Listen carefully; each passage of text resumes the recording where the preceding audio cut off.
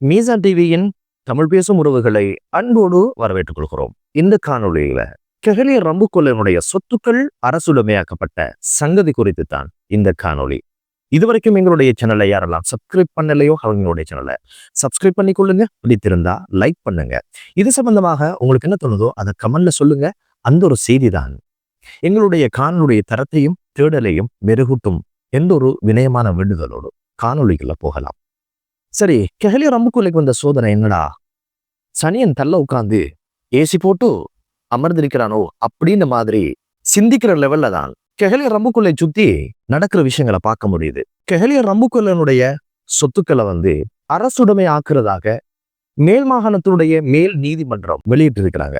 கெஹலிய ரம்புக்குள்ளுடைய சொத்துக்கள் அப்படின்னு பாத்தீங்கன்னா, முதலாவது 18 வங்கி கணக்குகள், அந்த வங்கி கணக்குகளை செயலுக்கு செய்யறதோட அதே போல ஆயுள் காப்புறுதி கணக்கு அப்படின்னு சொல்லி 5 கணக்கு பகுதிகளையும் செயலுக்கு செஞ்சதோட அவருடைய கொழும்பு 5 அமைந்திருக்கின்ற மாடி வீடு, அந்த வீட்டையும் அரசுடைமையாக்குறதோட அவருடைய பென்ஸ் கார் ஒன்றையும் அரசுடைமையா ஆக்குறதாக வெளியாக்கப்பட்டிருக்கிறது. மிகப்பெரிய ஒரு பரபரப்பை ஏற்படுத்தியிருக்குது. எறும்பு மாதிரி கொஞ்சம் கொஞ்சமா சேர்த்தாரா, இல்ல சுறான் மீன் மாதிரி அப்படியே வாரி அள்ளி எடுத்துக்கொண்டாரா அப்படின்னு கேள்வி நமக்குள்ள இருக்கும் இல்லையா? அரசியல்வாதிகள்னா எப்படி சம்பாதிச்சிருப்பாங்க அப்படின்றது கடந்த காலங்களில் நம்ம பார்த்திருக்கிறோம். கெஹலிய ரம்புக்குள்ள எதனால இப்படியான ஒரு இடத்துக்கு போனார் அப்படின்னு கேட்டீங்கன்னா, உங்களுக்கு தெரியும், தரமற்ற பாதுகாப்பற்ற பாவனைக்கு பொருந்தாத மருந்து வகைகளை இறக்குமதி செய்யறதுக்கு மிக முக்கியமான ஒரு காரணமாக இருந்தவர் சுகாதார அமைச்சராக இருந்த நேரத்துல அந்த ஒரு வேலையை செஞ்சு முடிச்சாரு. அது சம்பந்தமான ஒரு வழக்கு ஓடிக்கொண்டிருக்குது. அந்த பின்னணியில தான் இவருடைய சொத்துக்கள் எப்படி வந்தது, ஏது வந்தது, இவருடைய அடிப்படை சொத்துக்கள் எது, அரசியலுக்கு எப்படியான சொத்துக்களை திரட்டிருக்கிறது என்ற ஒரு விஷயத்த பகுப்பாய்வு செய்வதற்காக இந்த சொத்துக்களை அரசுடைமையாக ஆக்கப்பட்டதாக சொல்லப்படுது. ஆல்ரெடி இவருக்கு இப்படியான ஒரு வழக்கு நடந்துட்டு இருக்குது. இந்த சந்தர்ப்பத்துல அதே போல வெகுஜன ஊடக அமைச்சராக இருந்த நேரமும் இந்த மனுஷர் என்ன பண்ணிருக்காருன்னா, அவருடைய வீட்டினுடைய தொலைபேசியினுடைய பட்டியல் இருக்கு இல்லையா, கட்டணம், அந்த கட்டணத்தை அரசு அச்சக கூட்டுத்தாபனத்தினுடைய நிதியில இருந்து 2,40,000 ரூபாய கட்டியிருக்கிறாரு. பாவம், வீட்டுல உள்ளவங்க எல்லாம் ரொம்ப பேசியிருப்பாங்க இல்லையா, சொந்தங்களோட பந்தங்களோட. அதனால அந்த பில் வந்துச்சு என்னவோ, அரச பணத்திலிருந்து அதை கட்டியிருக்கிறாரு. அதுக்கான ஒரு வழக்கம் ஓடிட்டு இருக்குது. அதே போல இவர் அடிக்கடி நோயப்பட்டவரோ தெரியல, ஜனாதிபதி நிதியத்தில் இருந்தும் அவர் 1,10,00,000 பணம் பெற்றதாக ஒரு பட்டியலும் பாராளுமன்றத்துல வாசிக்கப்பட்டது. பாவம் மனுஷங்க எல்லா இடங்கள்லையும் இப்படியான பணங்களை வாங்கிக்கிறது, எடுத்துக்கிறது, எப்படியெல்லாம் சம்பாதிக்கணும் அப்படியெல்லாம் சம்பாதிக்க நினைச்சிருக்கிறார் போல. ஏன்னா எல்லா காலகட்டங்களும் அமைச்சராக இருந்தவர் இல்லையா? அதே மாதிரி ஒரு விமர்சனம் அவரை பத்தி என்ன முன்வைக்கிறாங்க அப்படின்னு கேட்டீங்கன்னா, கிட்டத்தட்ட ஆரம்ப கட்டத்துல அரசியலுக்கு வந்த புதுசில இவரு பல தனியார் வங்கிகள்ல கடன் வாங்கியிருக்கிறாரு. 5-10 லட்சம் அப்படின்னு வாங்கியிருப்பார் போல. ஆனா அந்த பணங்களை கூட திரும்ப கொடுக்க முடியாம கஷ்டப்பட்டதாகவும் சொல்லப்படுது. அப்படி இருக்கிற சந்தர்ப்பத்துல இத்தனை கோடி சொத்து, இத்தனை வங்கி கணக்கு, அதே போல ஆரம்ப கட்டத்துல கெஹலிய ரம்புக்கொல்லவனுடைய மகள் இருவருடைய மருமகனுடைய வங்கி கணக்கு முடக்கம் செய்யப்பட்டது. காரணம் 90 மில்லியன் ரூபாய் வைப்பிலிடப்பட்டிருக்கு. இந்த பணம் எங்கிருந்து வந்தது என்ற ஒரு விசாரணை முன்னெடுக்கணும் அப்படின்னு சொல்லி அப்படியும் ஒரு விஷயம் நடந்து முடிஞ்சிருச்சு.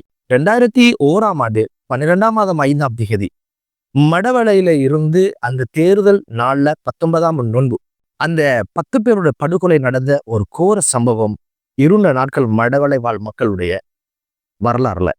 இது யாருக்காக நடந்தது அப்படின்னு பாத்தீங்கன்னா, அன்றைய நாள் யூஎன்பில எலெக்ஷன் கேட்டவங்க கௌரவ பாராளுமன்ற உறுப்பினர் ரவுஃப் ஹக்கீம் அவர்களும் கெஹலிய ரம்புக்கொல்லையும் தான்.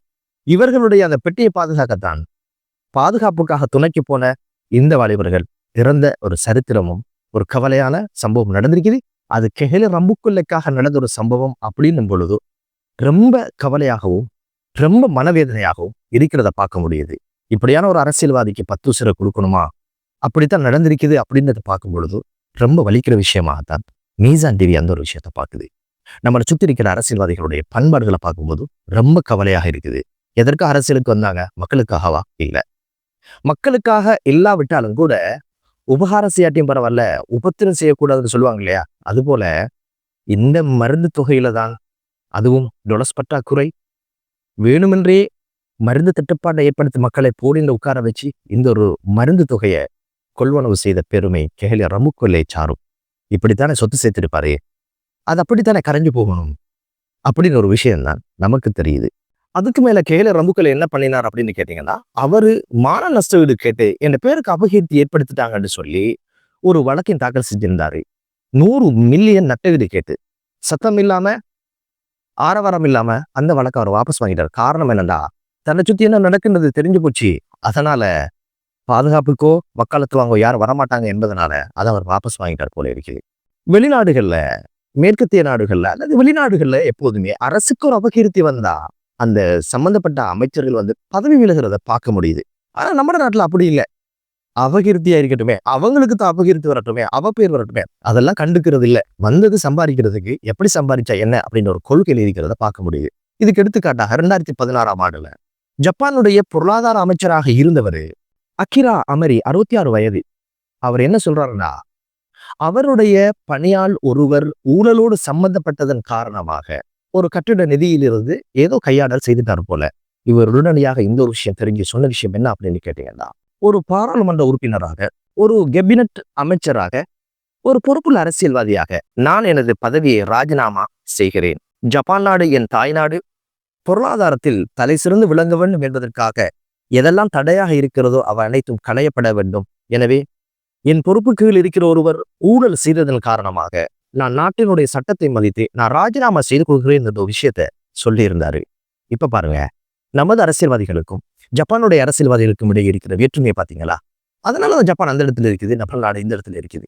சுதந்திரம் கிடைக்கும் போதோ நமது நாணயத்துடைய பெருமானமும் ஜப்பானுடைய நாணயத்துடைய பெருமானம் ஒன்றாக இருந்ததாக சொல்லப்படுது. இன்னைக்கு ஜப்பானுடைய பொருளாதாரம் எங்க இருக்கு, தொழில்நுட்பத்துல எங்க இருக்குது, நம்ம நாடு என்ன இடத்துல இருக்குது? இதுக்கான காரணம் என்ன அப்படின்னு கேட்டீங்கன்னா, அங்குள்ளவர்களுடைய மனநிலையும் இங்குள்ள அரசியல்வாதிகளுடைய மனநிலையும் தான் என்பதை படம் பிடிச்சு இந்த விஷயம் காட்டுது. இந்த நிலைகள் மாறணும் என்பதுதான் எமது பிரார்த்தனையும் எமது வேண்டுதலும். எனவே இந்த சூழல்ல இப்படியான ஒரு விஷயம் நடந்தது என்பது மக்களிடையே ஏதோ ஒரு வகையில் அரசு அளித்த வாக்குறுதியை நிறைவேற்றதுக்கு முனையுது அப்படின்ற ஒரு தோற்றப்பாடு உருவாகி இருக்குது. காரணம் என்னன்னா, தேர்தல் பிரச்சாரங்கள்ல சொன்னது போல தேர்தல் பிற்பட்ட காலங்கள்ல நடக்கலையே என்ற மிகப்பெரிய ஒரு ஆதங்கம் சமூக மட்டத்துல இருந்ததை பார்க்க முடியுது.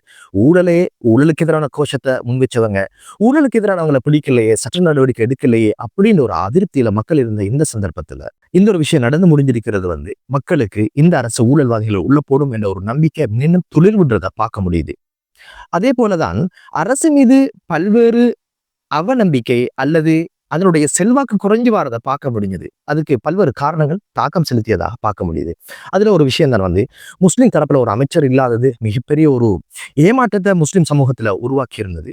அது மட்டும் அல்லாமல் ஜனாசா எரிப்போடு சம்பந்தப்பட்ட அனில் ஜெயசிங் என்ற வைத்தியர் மீண்டும் சுகாதார அமைச்சராக நியமிக்கப்பட்டதும் மிகப்பெரிய ஒரு பரபரப்பையும் பேசுபொருளையும் அது உருவாக்கி இருந்தது. அதே போல அரிசி பிரச்சனை இருந்தது, தேங்காய்களுடைய விலையேற்றம் இருந்தது. இப்படி பல்வேறு விஷயங்களால மக்கள் ஒரு அதிருப்தியான நிலையில இருக்கிற இந்த சந்தர்ப்பத்துல மீண்டும் ஊழல்வாதிக்கு எதிரான நடவடிக்கைகள் முன்னெடுக்கப்படுகின்ற பொழுதும் அரசின் மீது நம்பிக்கை மக்களுக்கு வரும். எனவே மீசான் டிவி ஒரு நாளும் சொல்லவில்லை மக்களை திருப்திப்படுத்துவதற்கு அவசரப்பட்டு சட்டத்துக்கு முரணாக யாரையும் உள்ள தள்ளணும் என்ற வேண்டுதல் கிடையாது. சட்டத்தினோட அவைகள் நடக்கணும் என்பதுதான். அதுல அடுத்த கட்டமாக நாங்க பார்க்கிற விஷயம்தான், மஹிந்த ராஜபக்சனுடைய பாதுகாப்பு பிரதானியாக இருந்தவர் முறையில்லாமல் சொத்துக்களை ஈட்டியிருக்கிறார் என்ற குற்றச்சாட்டில் அவருக்கான ஒரு விசாரணையும் நடந்திருக்கிறது. அதே போன்ற யோசித்த ராஜபக்ஷ கதிர்காம பிரதேசத்திலே பல்வேறு காணிகளுடைய உரிமம் சம்பந்தமான விசாரணைக்கு அவரையும் வர சொல்லியிருக்கிறாங்க என்ற ஒரு செய்தியும் பத்திரிகைகளை பார்க்க முடிந்தது. எனவே கண்டிப்பா மக்கள் ஆணை அளித்தது வெறுமனே ஒரு அரசாங்கம் உருவாக வேண்டும், புதிய ஒரு அரசு வேண்டும் என்பதற்காக அல்ல. இந்த நாடு இப்படியான இடத்துக்கு போறதுக்கான காரணமாக இருந்ததை மக்கள் அடையாளப்படுத்தியது ஊழல் என்ற ஒரு விஷயம் மட்டும்தான். காரணம், அனைத்து வளங்களையும் உள்ளடக்கிய நாடு, எல்லா வளங்களையும் கொண்ட நாடு, ஒரு சிறிய நாடு எப்படி இப்படியான ஒரு பாதாள இடத்திற்கு போனது என்றால் அதுக்கு காரணம் அரசியல்வாதிகளும் அரசு அதிகாரிகளும் ஊழல் சார்ந்த விஷயங்களோட சம்பந்தப்பட்டதனால்தான். எனவே இந்த ஒரு ஆணையத்தான் மக்கள் புதிய அரசுக்கு வழங்கியிருந்தாங்க. அந்த ஒரு விஷயம் நடக்காமல் போயிருமோ என்ற அச்சமும் பயமும் மக்களிடையே இருந்தது. எனவே ஊழலோடு சம்பந்தப்பட்ட அனைவரும் சட்டத்தின் முன் நிறுத்தப்பட்டு அவர்களுக்கு எதிரான சட்டங்கள் நடைமுறைப்படுத்த வேண்டும் என்பதுதான் மக்களுடைய ஆசையும் அபிலாசையும். எனவே அந்த ஒரு விஷயத்தை நிச்சயமாக கச்சிதமாக இந்த அரசு செய்ய வேண்டும் என்ற ஒரு வேண்டுதலோடு FCID, அதாவது பணரீதியான மோசடி செய்கின்றவர்களை விசாரிக்கின்ற அந்த ஒரு திணைக்களம் ஒரு பகுதி ஆரம்பிக்கப்பட்டிருக்கிறது. நல்லாட்சி காலத்தில் அது உருவாக்கப்பட்டது. கோட்டபய ராஜபக்சேனுடைய காலத்தில் அது செயலிழந்திருந்தது. அதை மீண்டும் உருவாக்க வேண்டும், அதை நடைமுறைப்படுத்த வேண்டும் என்று ஜனாதிபதி அவர்கள் கட்டளையும் பிறப்பித்திருக்கிறார்கள். அதனூடாக இவைகள் பிரத்யோகமாக விசாரிக்கப்பட வேண்டும். இதுல மற்றொரு விஷயம் என்ன அப்படின்னு கேட்டீங்கன்னா, கெஹலி ரம்புக்வெல்லினுடைய சொத்துக்கள் அரசுடைமையாக்கப்பட்டது நிரந்தரமான ஒரு தீர்மானம் கிடையாது. அது விசாரணைக்காக லஞ்ச ஊழல் தடுப்பு பிரிவினரிடத்தில் தற்காலிகமாக கொடுக்கப்பட்டிருக்குது. ஜனவரி 3ஆம் திகதி வரைக்கும் தேவைப்பட்டால் அந்த காலத்தை நீடிப்பதாகவும் சொல்லப்பட்டிருக்குது. எனவே மீசான் டிவியினுடைய பிரார்த்தனை, இது போன்ற ஊழலோடு சம்பந்தப்பட்டவர்களுடைய சொத்துக்கள் நிச்சயமாக நிரந்தரமாக சட்டத்தின் அடிப்படையில் முடக்கப்பட வேண்டும், அரசுடைமையாக்கப்பட வேண்டும் என்பதுதான் எமது பிரார்த்தனை. மற்றொரு காணொளியிலே உங்கள் அனைவரையும் சந்திக்கும் வரை விடைபெறுகிறேன்.